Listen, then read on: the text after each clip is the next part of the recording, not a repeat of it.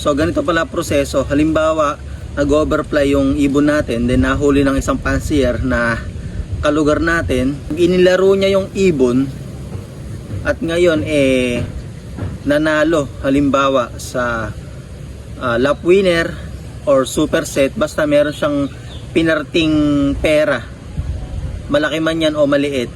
So ang proseso pala niya mga kalapatids is kung matetrace mo yung ibon na sayo talaga, pwede mo pala siyang ireklamo sa club. So pwede mo siyang ipa-disqualify. So ibig sabihin, halimbawa first overall champion yung ibon na nag-overplay sa'yo, so pwede mo siyang ipa-DQ. So yung first overall na yon is mapupunta sa second, yung kasunod. So magiging first overall yung kasunod niya.